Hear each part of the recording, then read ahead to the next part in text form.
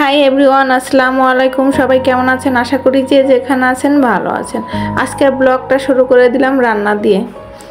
তো প্রথমেই আমি একটু কবুতরের মাংস রান্না করব আলু দিয়ে, যেহেতু তোমাদের ভাইয়া বাসায় নেই। তো আমি আছি আর আমার বড় ভাসুরের ছেলে আছে। আর আমার ছেলে মেয়ে আসলে কি ওরা তেমন একটা খায় না, তো ওদের জন্য আসলে আলাদা একটা খাবার করতে হয়। তো যাই হোক, আমাদের জন্য রান্না করব এখন আলু দিয়ে কবুতরের মাংস। তো এই জন্যই প্রথমে আমি মশলাগুলো ভালো করে কষিয়ে নেব। আসলে এখানে সাধারণ কিছুই মশলা দিছি, এমন কিছু আহামরি মশলা দিই নেই, মানে কমন মশলাগুলো সবাই যেটা দেয়। তো যাই হোক, মশলাগুলো আমি প্রথমে ভালো করে কষিয়ে নিব। কষিয়ে মাংসটা দিয়ে নিলাম। তো এখন মাংসটা আমি আস্তে করে দিয়ে ভালো করে কষিয়ে নিব। তো কবুতরের মাংসটা ভালো করে কষিয়ে নিতে হয়, না হলে কিন্তু কবুতরের বাচ্চাদের একটা মানে কেমন যেন একটা গন্ধ লাগে। তো যাই হোক, আমি কবুতরের মাংসটা কষানোর জন্য বসিয়ে দিয়ে আবার ছেলে আর মেয়ের জন্য একটু লাচ্ছা সেমাই রান্না করলাম।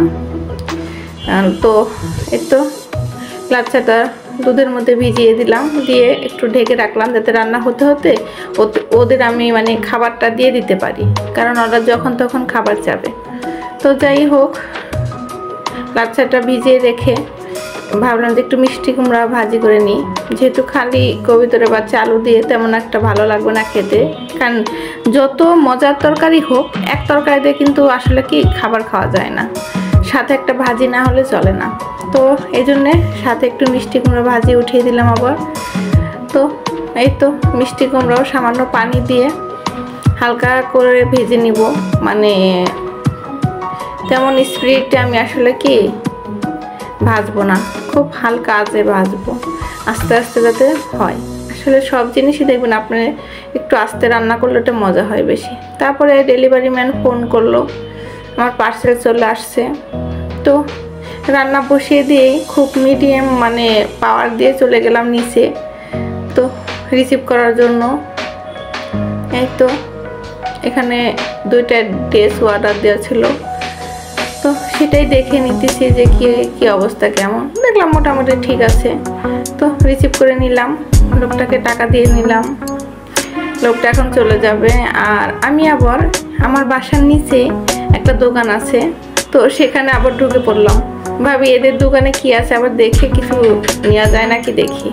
তো এই তো কিছু লেস দেখতেছি, তো আমার কিছু লেসের দরকার ছিল যদিও, এই জন্য ভাবলাম যে লেসটা নিয়েই যাই।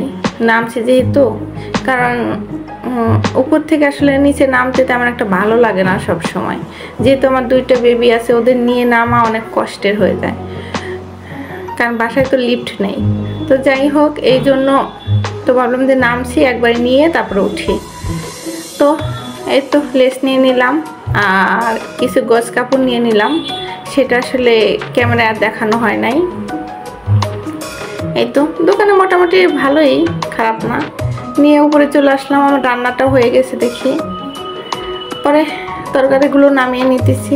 এই তো প্রথমে আমি কবুতরের মাংসটা নামিয়ে নিতেছি। তো কবুতরের মাংসটা নামিয়ে নেওয়া হয়ে গেল।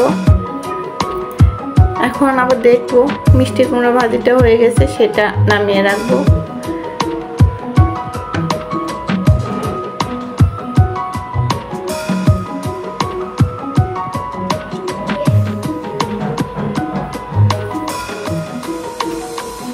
এই তো আমার কবুতরের মাংস বাড়া হয়ে গেল। এখন আমি মিষ্টি কুমড়াটা দেখে নিব কি অবস্থা। তো দেখে হয়ে গেলে নামিয়ে নিব। তো মিষ্টি কুমড়া ভাজিটা আমার হয়ে গেছে, এখন আমি নামিয়ে নিব। আর আমার রান্না মোটামুটি শেষের দিকে। মোটামুটি শেষের দিকে কেন বলতেছি, কারণ ভাত রান্না করা হয় না এখনো, তো অফ ক্যামেরায় ভাতটা রান্না করে নিব। তো আজকে এই পর্যন্তই। আমার ভিডিওটা যদি ভালো লেগে থাকে প্লিজ সাবস্ক্রাইব করবেন আর একটা লাইক দিবেন। আল্লাহ হাফেজ।